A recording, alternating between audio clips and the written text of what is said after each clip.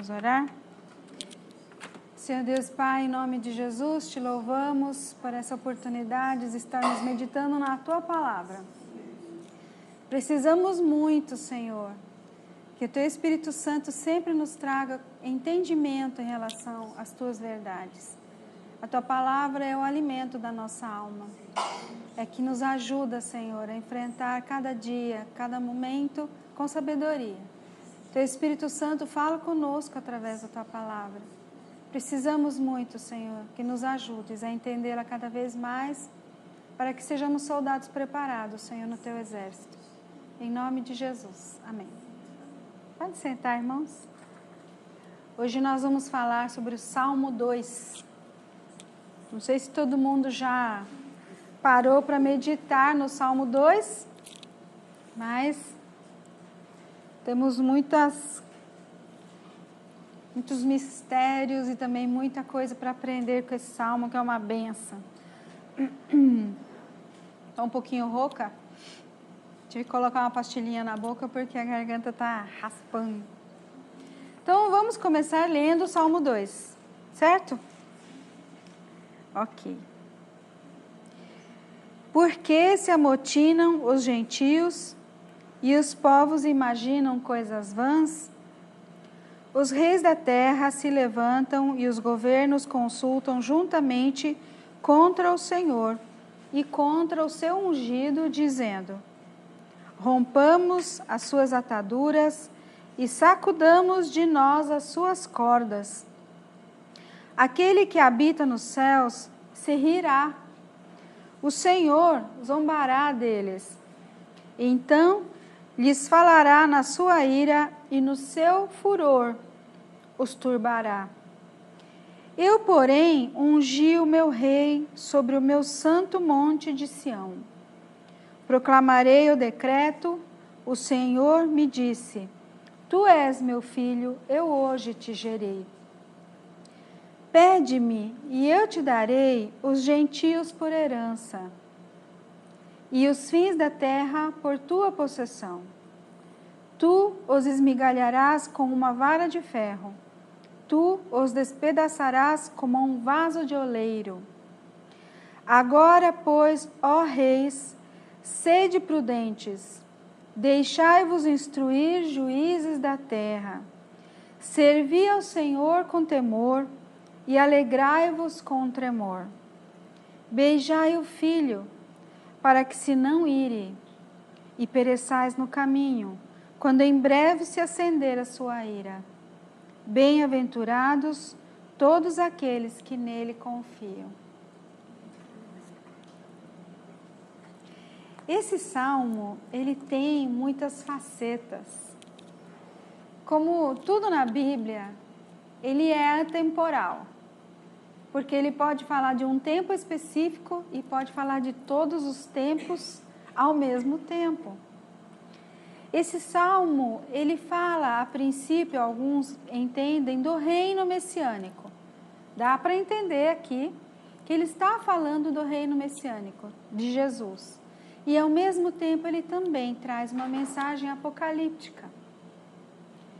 Ele também traz uma mensagem de juízo. Esse salmo, ele está falando de tempos idos, ele está falando dos dias de hoje e ele está falando também do futuro. Tudo vai depender como você lê, como você compreender, como você absorver cada palavra dita nesse salmo. O mais importante que a gente pode entender, que está falando da importância da vida do Messias, de Jesus, para o homem e para as nações. A pedra angular, a pedra fundamental é o ungido, o Filho de Deus. Nós podemos ver nesse salmo que há uma espécie de uma divisão ali entre alguns versículos, como se de versículo em agrupamento com outros versículos houvesse uma voz diferente falando. E é isso que nós vamos também hoje nos deter, sobre qual seria o personagem que estaria falando essas palavras e como nós podemos recebê-la. A gente entende aqui nesse salmo, por exemplo, que do versículo 1 ao 3, o salmista está falando das nações como um todo. Nesse pequeno trecho, do 1 ao 3, do versículo 1 ao 3, a gente pode sentir que o impacto é algo muito atual. Ele estava falando das nações naquele tempo. Esse é um salmo considerado um salmo de coroação de rei. Quando os reis eram coroados, né? Ele foi elaborado para a coroação de reis davídicos, da descendência de Davi. Mas, ao mesmo tempo, ele está falando de hoje de governança. Ele está falando hoje também de autoridade. Ele está falando hoje do mundo como está. Não sei quem gosta de se atualizar nas notícias, mas eu gosto. Tenho um certo prazer de estar sempre me informando. E quando a gente lê esses trechos da palavra de Deus, a gente vê nada mais atual do que ver essa sociedade, do que ver a política, do que ver o mundo convulsionando nos dias de hoje. O caos que o mundo e os países vivem nos dias de hoje. Parece que esse salmo foi escrito para nós nos dias atuais. Esse salmo é interessante porque ele começa com duas perguntas. Por que se amotinam? Ou em outras versões, por que se enfurecem os gentios? E podemos dizer assim, porque os povos imaginam coisas vãs. É interessante que já no primeiro versículo nos leva a uma reflexão. Toda vez que a gente inicia com porquê, abre precedente para uma necessidade de uma explicação, uma necessidade de um entendimento. Por que se enfurecem as nações?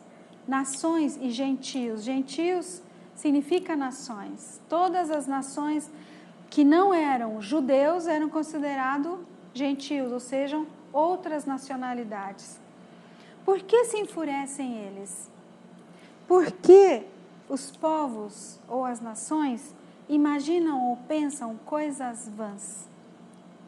É interessante pensar isso, que todo aquele que está distante, longe e afastado de Deus tem a tendência a um enfurecimento e a pensamentos vãos. Porém, aqui, nesse salmo, a gente entende de que há ali uma ação ou há um mover nas nações de rebeldia em relação aos projetos de Deus, em relação a Deus.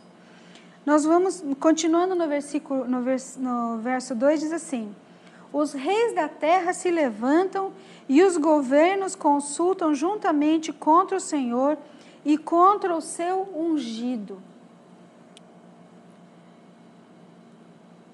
A gente sabe que em todos os países existem presidentes ou primeiros ministros, né?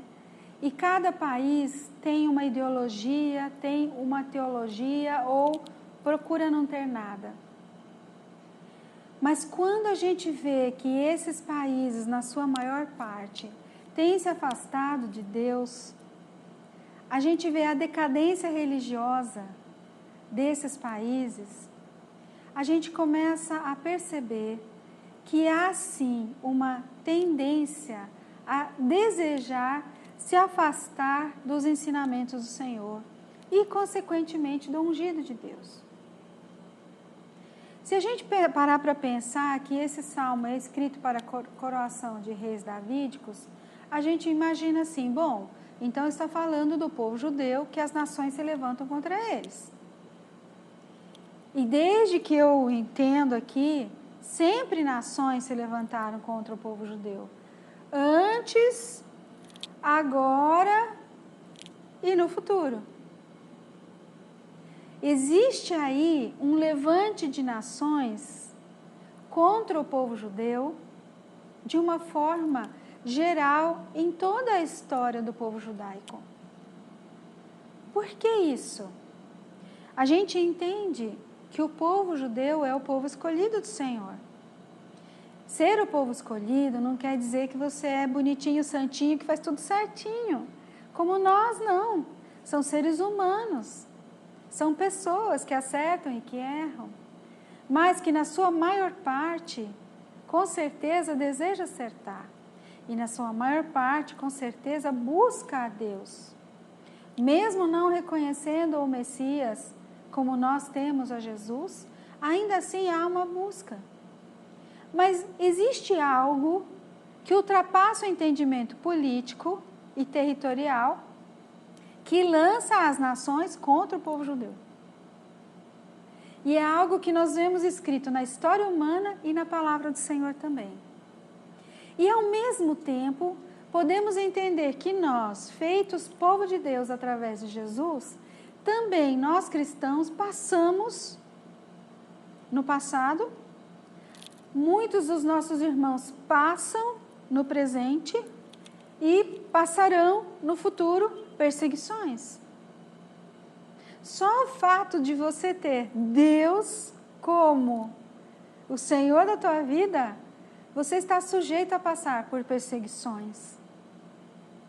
Houve épocas e épocas de massacres, mortes, de várias formas, mas sempre está envolvido tanto o povo judeu quanto o povo cristão, fazendo parte desse mover. Por isso eu entendo que não é somente um mover de pessoas das nações, mas é algo espiritual mesmo, que age em cada nação. Infelizmente, temos nações que se voltam tão contundentemente contra o povo judeu quanto contra o povo cristão e que promove perseguições a banhos de sangue, mortes, assassinatos, atentados, terrorismo. Nós temos que entender que esse salmo está falando de algo tão atual como algo passado, como algo que vai acontecer também para todos nós. E aqui diz no versículo 3, rompamos as suas ataduras e sacudamos de nós as suas cordas.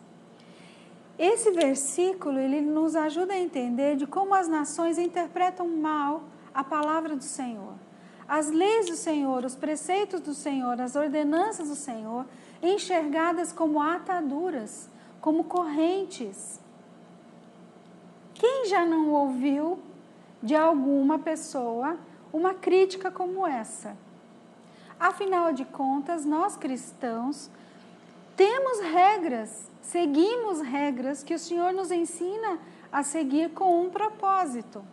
A palavra do Senhor tem regras, porque o ser humano solto por si mesmo, ao seu bel prazer, carrega dentro de si uma capacidade destrutiva, seja autodestrutiva ou destrutiva em relação ao outro, tremenda. O Senhor nos põe regras desde o início para nos ensinar a valorizarmos a nós mesmos, ao próximo e a tudo que Ele criou. E aí a gente inclui até a própria natureza. A palavra do Senhor procura moldar o nosso caráter, a nossa forma de pensar. Não são regras desprezíveis. Elas são regras limitadoras em muitas áreas, sim. Mas nós também precisamos de um limite. Larga uma criança sem limite. Cria uma criança sem limite.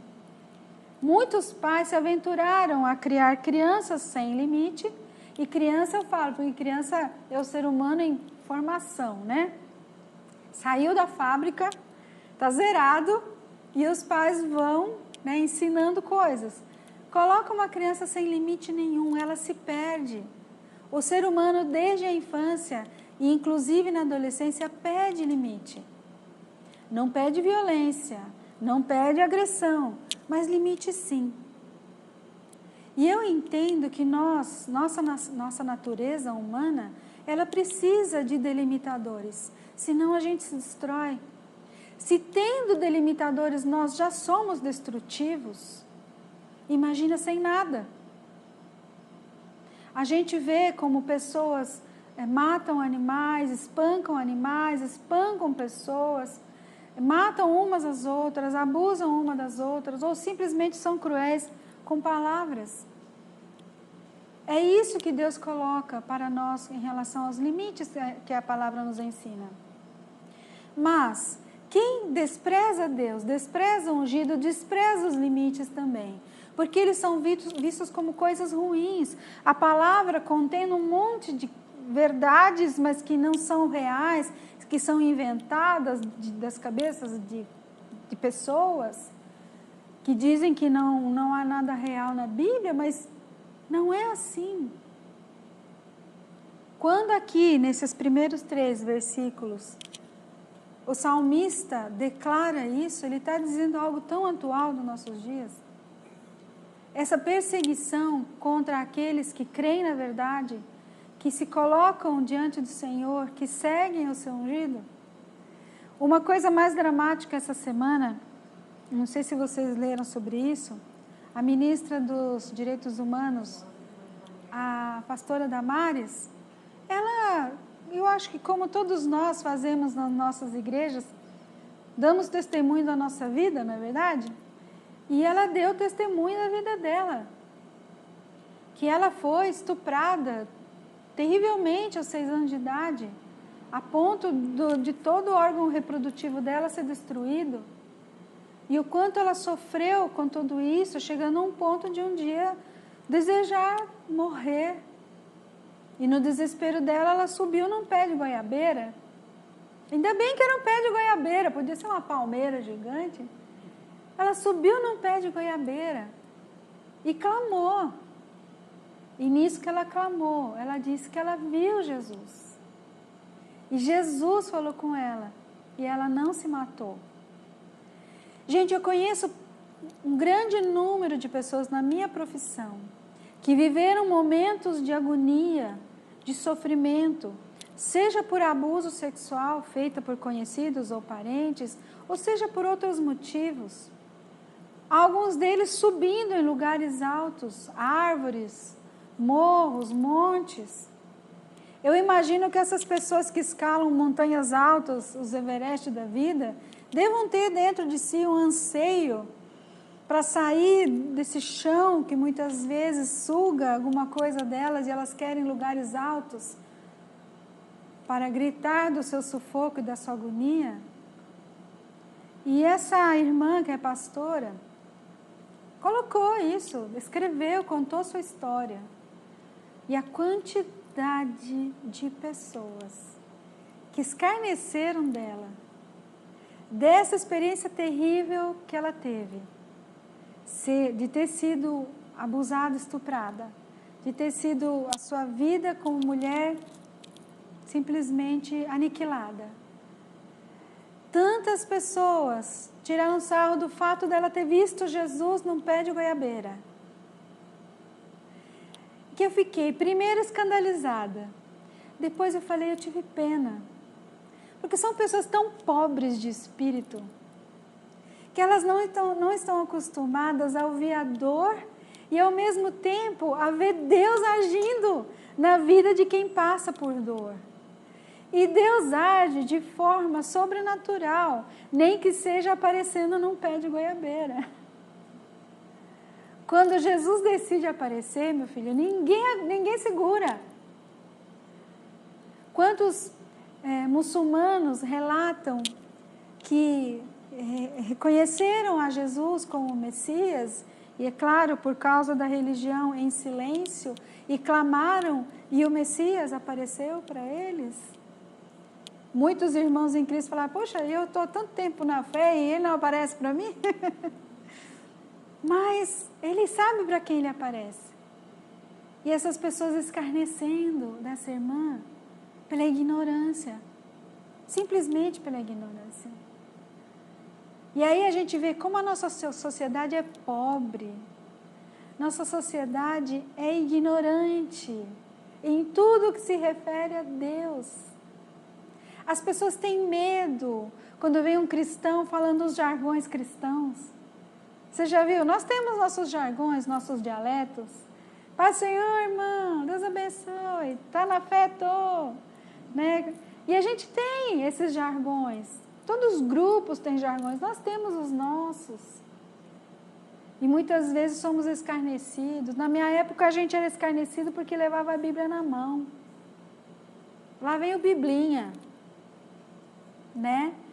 São pessoas que, no fundo, eu entendo, têm inveja da nossa fé, da simplicidade da nossa fé, da humildade que nós precisamos, como seres humanos, ter para ter fé.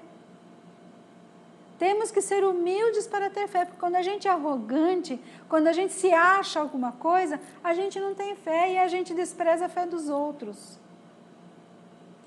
Então, isso que aconteceu com a irmã Damares é o sintoma da nossa sociedade. E é tão atual isso, que a gente lê na palavra. Tão hoje, e será amanhã. Não temos como eliminar essa ignorância somente com a nossa força, mas com a nossa fé, com a nossa oração, com a convicção que temos que ser luz. Eu sei que essa irmã, com certeza, deve ter ficado chateada, mas já está acostumada, né? Todo cristão já está calejado, não é verdade? Com certeza ela tirou de letra isso tudo. Mas eu tenho pena daqueles que escarneceram dela. Porque quem compra a briga dela não é ela. É o Senhor dos Exércitos. Eu clamo a Deus que aqueles que escarneceram se arrependam. Porque o Senhor, Deus dos Exércitos, é que compra a briga dos seus filhos. E quando o Senhor se ira, sai de baixo. E é isso que diz aqui também a palavra.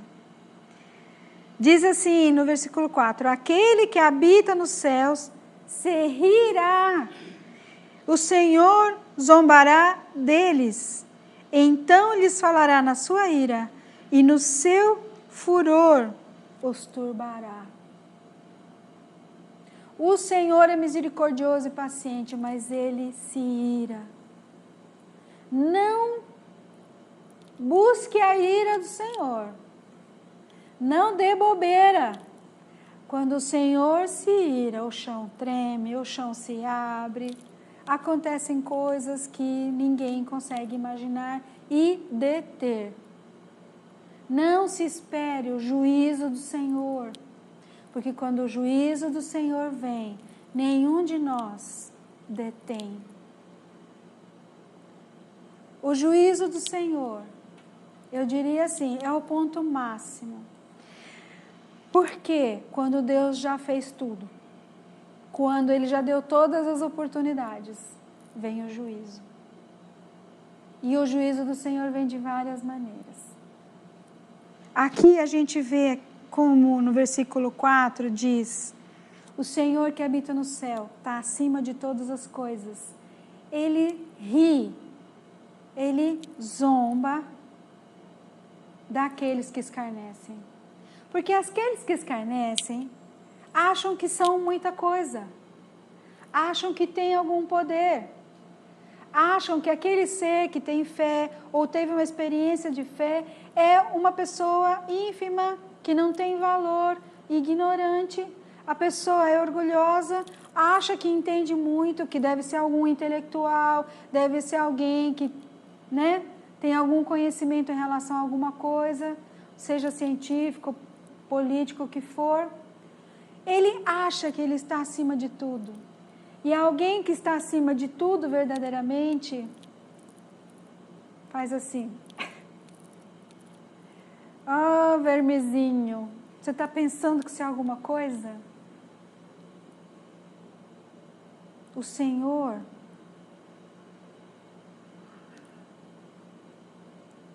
é bom. Porque se não fosse a bondade dele, nós não existiríamos mais. Não é verdade? O Senhor é bom. O que nós entendemos, né? Vamos ler aqui Isaías capítulo 40, versículo 15. O que a palavra diz sobre isso? Isaías 40, versículo 15 diz assim: eis que as nações são consideradas por ele, Deus, como a gota de um balde e como o pó miúdo das balanças. Eis que ele levanta as ilhas como uma coisa pequeníssima. O que está escrito aqui? Gente, olha a sua insignificância. Você acha que o seu próximo é insignificante? Olha a sua insignificância. As nações, ele não está dizendo a pessoa, uma pessoa. As nações são consideradas por ele como a gota de um balde. Quantos líderes se levantam contra Deus ou contra o povo de Deus, no qual estamos incluídos, e não pensam que eles são menores que uma gota de água num balde? Quantas nações se unem, ou países se unem, achando que se unindo ganharão forças para derrotar o povo do Deus vivo? Errado. Podem até às vezes matar alguns do povo do Deus vivo, mas não derrotam, porque quem está acima do povo do Deus vivo é o Deus vivo. É a ignorância dessas nações e desses países. Podem se reunir em G20, G30, G40, G50, G1, G2, podem se reunir em todos os encontros políticos, as ONUs, as OMC, qualquer coisa que seja um nome. Não adianta. Achando que estão unidos vão ser mais fortes e destruir aquilo que o próprio Deus criou. Não adianta, não conseguirão. Quantos cristãos já foram mortos e assassinados, sangue derramado? E quanto mais sangue derramavam dos cristãos, mais crescia o número de cristãos. Era adubo na terra. Um adubo injusto e cruel, mas era. Por quê? O nosso Deus não se detém.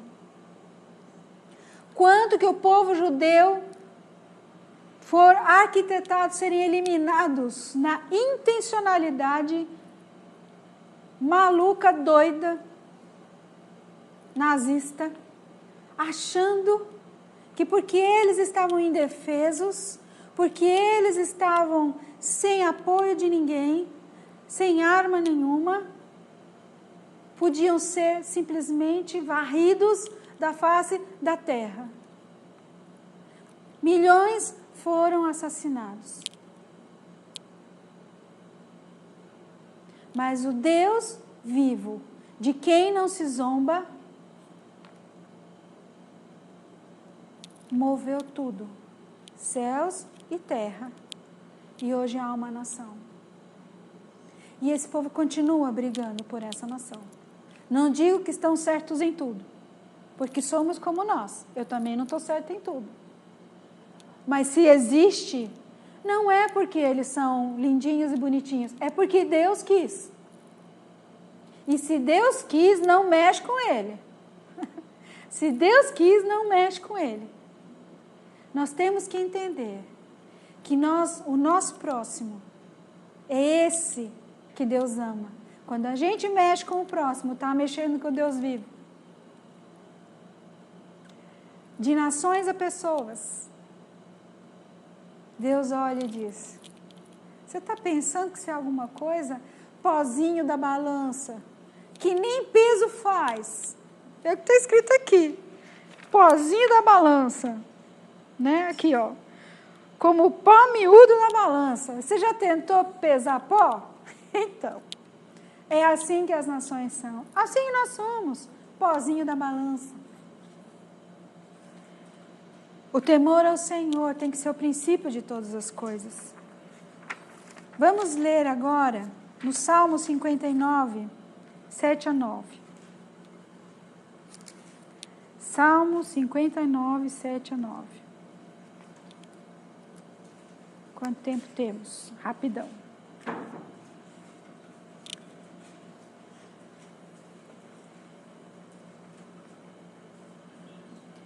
Salmo 59, de 7 a 9 diz assim: eis que eles dão gritos com as suas bocas, espadas estão nos seus lábios, porque dizem eles: quem ouve?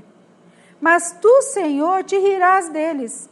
Zombarás de todos os gentios ou de todas as nações. Por causa da sua força eu te guardarei, pois Deus é minha alta defesa. Confirmando que muitas vezes nós fazemos Deus dar grandes risadas.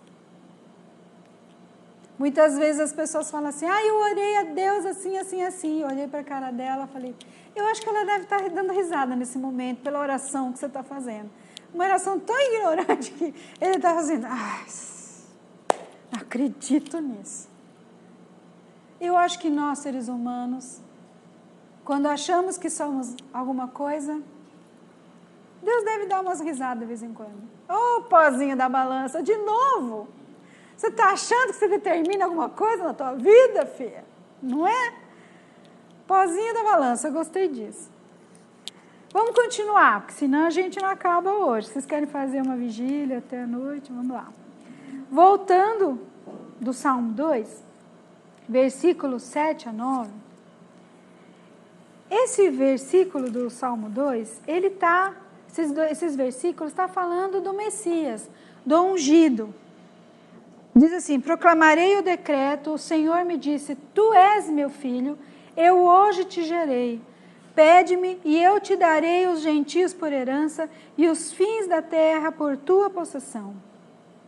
Tu os esmigalharás com uma vara de ferro, tu os despedaçarás como a um vaso de oleiro. É interessante aqui como o Senhor, falando de Jesus, o seu ungido, o Messias, ele coloca assim, estabelece esse reinado nas mãos dele e atribui tamanho poder a ele. O pozinho da balança que somos nós e as nações, aqui Deus diz, tu esmigalharás com uma vara de ferro, tu os despedaçarás como a um vaso de oleiro. É uma resposta às nações dizendo, você está rindo do meu ungido? Você está escarnecendo do meu ungido? Ou daqueles que são representados pelo meu ungido, que é o povo de Deus, né? Você está rindo? Você vai experimentar a vara de ferro que o meu ungido tem na mão. Porque o juízo de Deus é assim. Quando o juízo de Deus vem, ele vem em forma de vara de ferro. Ele não vem em forma de coçar a cabeça de gatinho. Deus nos trata com o maior carinho como a gente trata um gatinho filhotinho. Mas quando é para vir juízo, gente, sai de baixo. Estabeleceu juízo, acabou.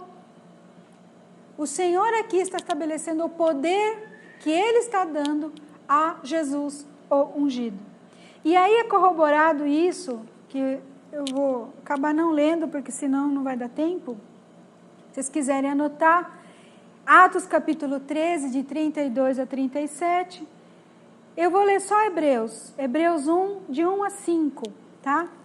Que nós vamos ver como isso corrobora em relação ao que está sendo dito aí na palavra. Hebreus 1, de 1 a 5.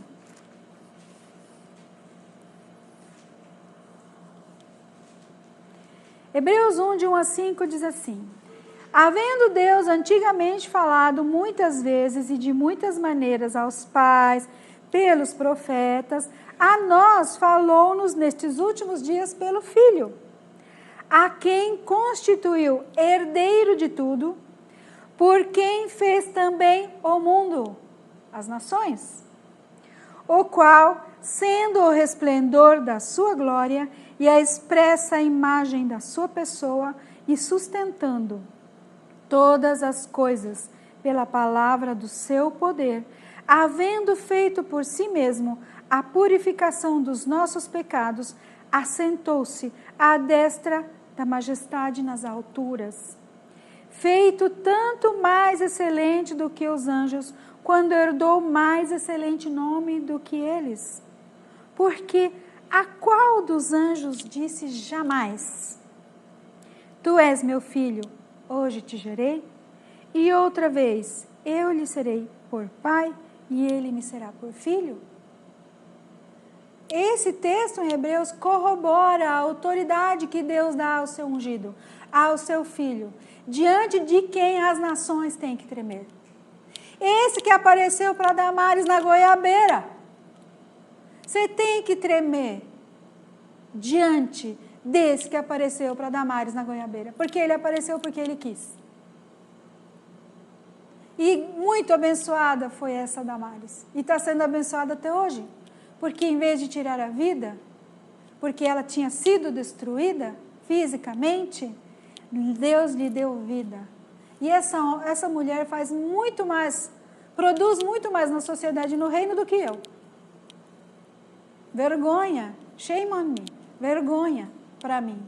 Mas glórias a Deus pela vida dela, porque quando Jesus apareceu na vida dela, a transformou tão poderosamente que a resgatou, a tirou das trevas, da agonia e da angústia e a fez trabalhar pelo seu reino.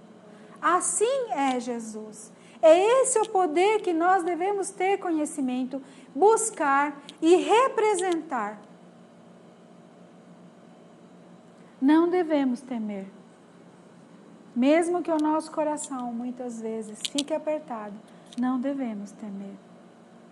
E para encerrar, infelizmente, porque eu ia longe hoje, Deus vai falando, vai falando, vai falando, se deixar, né, irmão? A gente almoça aqui, cada um com uma marmita. Né, irmão? Bom, no versículo de 10 a 12, vou ler de novo e diz assim: Agora, pois, ó reis, sede prudentes, deixai-vos instruir, juízos da terra. Servi ao Senhor com temor e alegrai-vos com tremor. Beijai o filho, para que se não ire e pereçais no caminho, quando em breve se acender a sua ira. Bem-aventurados todos aqueles que nele confiam. Olha a misericórdia de Deus. Ele dá um aviso, ele dá uma bronca, ele diz, eu estou olhando, vai ter vara de ferro, mas antes disso ele fala, ok, mas vou te dar mais uma chance. Agora, pois, ó reis, vou te ensinar uma coisinha importante. Sede prudentes, deixai-vos instruir, juízes da terra. O que nós mais precisamos, Senhor, são juízes tementes a Deus. Misericórdia, como a nossa nação está agoniada pela necessidade de juízes tementes a Deus. E aqui o Senhor Deus diz assim, né? Deixai-vos instruir, juízes da terra. Acorda. Você pensa que ninguém está olhando, você pode fazer o que você quiser. Eu estou aqui, pozinho da balança. Você pensa que você estudou muito, que você tem PhD, pós-doc, usa o uniforme X, anda no carro Y, mora na casa WZY. Você é um pozinho da balança. Você não é nada diante de mim, diz o Senhor. Ele dá um alerta, ele dá um aviso. Ele é misericordioso, ele ensina. Seja prudente. Seja humilde, deixem-se instruir. Sirva ao Senhor, sirva-me com temor. Alegre-se com tremor. Alegrar-se com tremor não é tem a hora do no nosso aniversário, tudo bem? Mas alegrar-se com tremor é alegrar-se diante do Deus Altíssimo. Você pode se alegrar diante do Senhor, mas quando você sabe que Ele é o Deus Altíssimo, as perninhas tremem. Não é verdade? Deus avisa e dá uma chance. E a coisa mais linda que o Senhor diz, beijai o filho. Olha que coisa linda. Jesus está tão disponível para ganhar um beijinho nosso. O que é beijar o filho? Honrá-lo, reconhecê-lo, amá-lo. Quando a gente reconhece uma pessoa muito querida, a gente não abraça, não dá um beijinho na bochecha, ou às vezes bochecha com bochecha. Eu, quando vejo Jesus, eu tascar um beijão na bochecha dele. Eu tenho certeza que a Damares deve ter feito isso lá na goiabeira, né? Ah, Jesus, um beijão na bochecha de Jesus. beijai o filho, para que se não ire. Gente, Jesus é bom, mas ele se ira. Jesus é bom, mas tem uma vara de ferro na mão dele. Ele se ira. Aqui diz, não seja a gotinha no balde. Não seja a gotinha no balde. Seja humilde. Não escarneça. E é interessante que Deus nos aconselha e nos repreende e Ele ensina esse caminho certo. A gente vê aqui a ação do Espírito Santo, não é verdade? O Espírito Santo falando no nosso ouvidinho. Olha que coisa linda.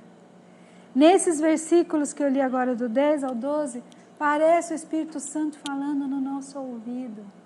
Porque o Espírito Santo ensina a gente. O Espírito Santo nos ensina sobre a justiça, o juízo e o pecado. Ele fala no nosso ouvido. Beijai o Filho. Há alegria na presença do Senhor. Há regozijo na presença do Senhor, mas com tremor. Vamos orar pelas nações. Vamos orar pela nossa sociedade que escarnece de Jesus quando escarnece do povo de Jesus. O que significa isso? Há muitas pessoas precisando conhecer esse Jesus e se transformar no povo que eles escarnecem.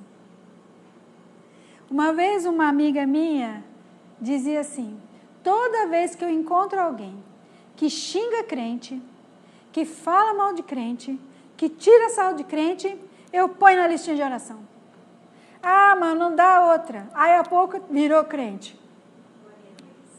Aí eu falo, sério? É incrível, porque a pessoa que xinga crente, que fala mal de crente, está olhando muito o crente. Está invejando a vida do crente, mas não tem coragem, não tem força para ser crente.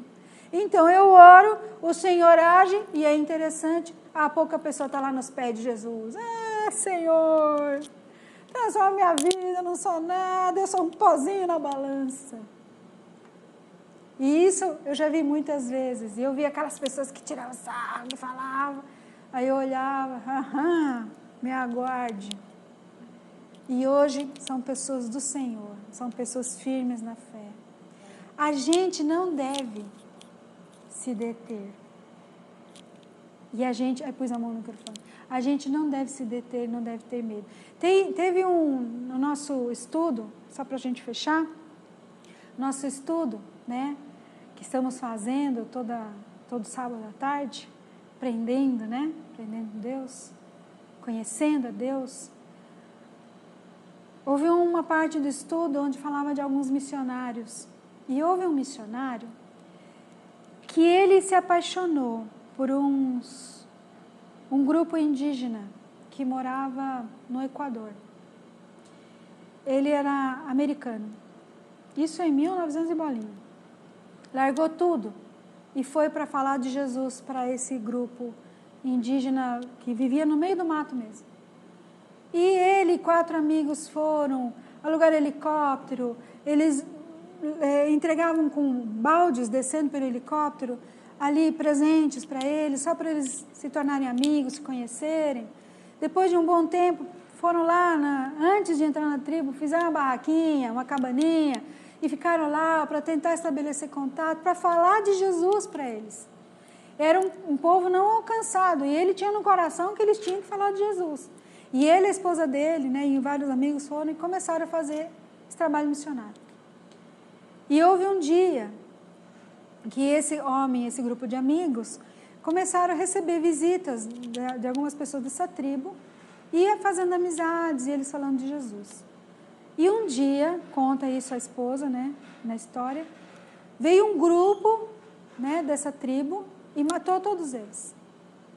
E a esposa desconfiou porque ela tentava entrar em contato pelo rádio e não conseguia. Aí ela pediu ajuda e realmente estavam todos mortos. Ela poderia ter desistido.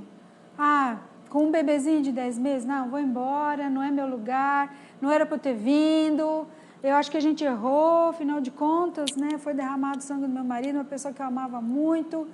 Tchau, esse lugar não merece, eles não querem mesmo, tchau, vou embora. Não, ela não desistiu. Ela continuou. Final da história. Um dos homens dessa tribo que matou esse grupo se converteu.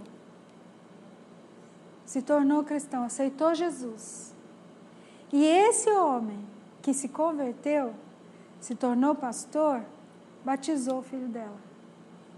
O filho do homem que ele tinha ajudado a matar. Nós não entendemos os caminhos de Deus. Nós somente sabemos que Ele está acima de tudo, que nós somos pozinho na balança, e que o Senhor nos ensina que quando oramos por alguém que está perdido, Ele move céus e terra até essa alma ser salva. Podem as nações se voltar contra o ungido, contra o povo do ungido. Mas quem está acima de tudo é Deus. Quem está com a vara de ferro na mão é Jesus. Não devemos temer. Pelo contrário, devemos continuar a caminhada. Amém? Vamos orar. Senhor Deus e Pai, em nome de Jesus, te louvamos maravilhosamente, Senhor, pela Tua palavra, pelo Teu amor, por tudo aquilo que o Senhor nos ensina, fazendo pequenas reflexões a respeito da Tua palavra, que é tão rica e tão poderosa. Te pedimos, Senhor, por todos aqueles que ainda escarnecem, sejam nas nações, sejam, Senhor Deus, em estados, em cidades ou vizinhos. Pedimos que haja salvação para essas almas, que são almas que escarnecem de algo que talvez eles invejem porque não conhecem.